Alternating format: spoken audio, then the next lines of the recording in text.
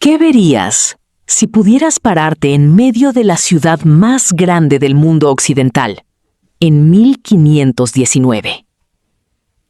No París, no Londres, no Roma. Tenochtitlán.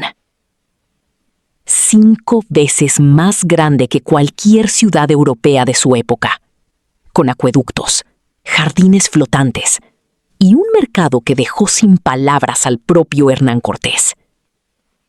Y hoy, gracias a la inteligencia artificial, vamos a entrar en ella. Pero hay algo que los libros de historia casi nunca te cuentan sobre este lugar. Algo que cambió para siempre la forma en que el mundo entendió lo que significa ser civilización. Eso lo vamos a ver al final. Primero, entremos. El año es 1325. Los mexicas, un pueblo nómada al que todos desprecian, llegan a un lago pantanoso en el centro de México. No tienen tierra, no tienen poder, no tienen nada. Y sin embargo, fundan una ciudad en medio del agua.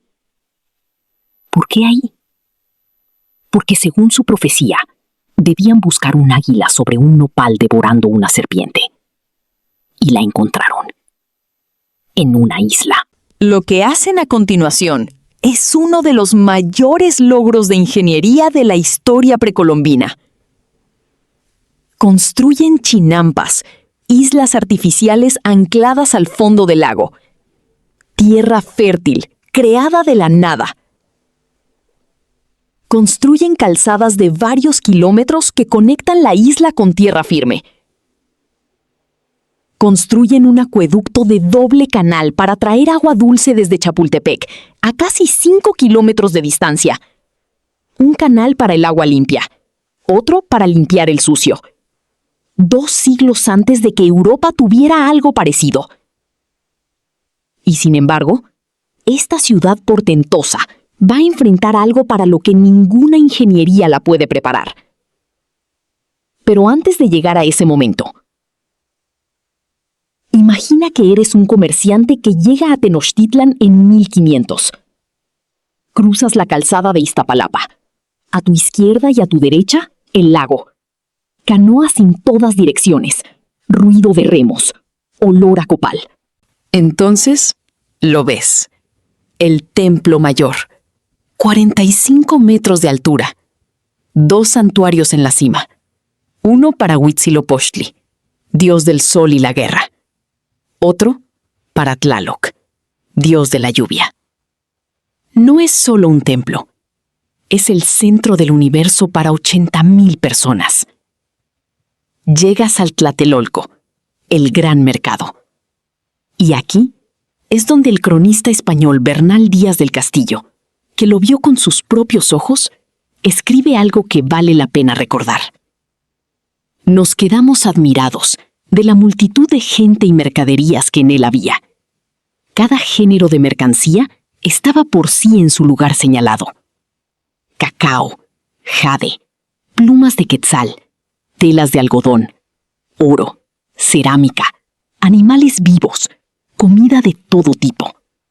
60,000 personas pasaban por ese mercado cada día. Para referencia, Londres en esa misma época tenía 50,000 habitantes en total.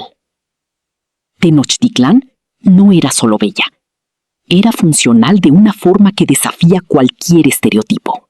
La ciudad estaba dividida en calpullis, barrios organizados por oficio, clan o especialidad, cada uno con su propio templo, su propia escuela, su propio sistema de gobierno local. Había recolección de basura, había patrullas nocturnas, había tribunales de justicia con jueces profesionales, había educación obligatoria, sí, obligatoria, para niños y niñas. El Calmecac formaba sacerdotes, guerreros y funcionarios de élite. El Telpochcali formaba al pueblo llano, disciplina, historia, canto, guerra. En Europa, en ese mismo siglo, la mayoría de los campesinos morían sin saber leer. Pero hay una pregunta que los historiadores llevan siglos debatiendo. ¿Cómo pudo caer todo esto en menos de 2 años? Noviembre de 1519. Hernán Cortés entra a Tenochtitlán. Moctezuma II sale a recibirlo en persona. Le ofrece el alojamiento en el palacio de Axayácatl. Le da regalos. No es ingenuidad, es política.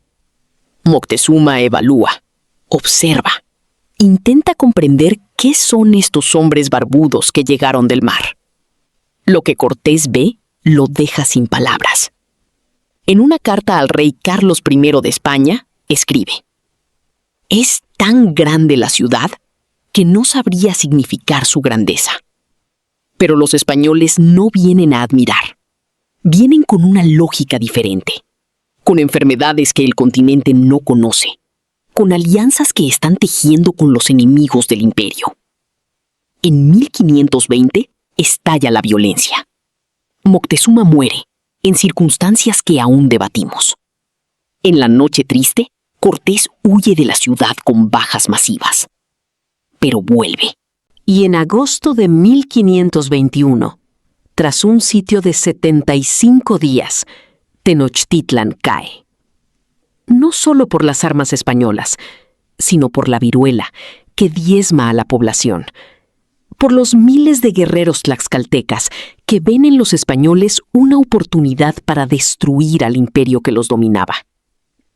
El último tlatoani, Cuauhtémoc, es capturado mientras intentaba escapar en canoa. En ese momento, la ciudad más grande del mundo occidental deja de existir. ¿Y qué queda? Debajo del Zócalo de Ciudad de México, a pocos metros de profundidad, están las piedras del Templo Mayor. Debajo de la Catedral Metropolitana, los cimientos de un mundo que existió y que fue borrado con una velocidad que todavía impresiona. Pero aquí está lo que prometí al principio, lo que los libros raramente dicen. La caída de Tenochtitlan no fue solo la derrota de un imperio, fue la colisión de 2 conceptos completamente distintos de lo que significa el mundo. Para los mexicas, el tiempo era cíclico. Los dioses debían ser alimentados para que el sol siguiera saliendo. La guerra tenía un propósito ritual, tanto como político. Para los españoles, el tiempo era lineal. Había un dios, un rey, una misión. 2 cosmologías, 2 formas de entender la realidad. Y cuando chocaron, una de ellas desapareció. Sobrevivieron algunos códices, sobrevivieron palabras en náhuatl, sobrevivió la sangre, mezclada, en millones de mexicanos de hoy. Pero Tenochtitlán, esa ciudad imposible construida en medio de un lago por un pueblo que no tenía nada, solo la podemos ver así, reconstruida con inteligencia artificial. Y aún así, impresiona. Si este video te abrió algo, una pregunta, una duda, un asombro, deja tu comentario abajo. ¿Qué parte de este mundo te gustaría explorar la próxima vez? El siguiente video va a ir a un lugar igual de fascinante. Y te lo adelanto con una sola pregunta. ¿Qué pasaría si el Imperio Azteca hubiera sobrevivido? Nos vemos ahí.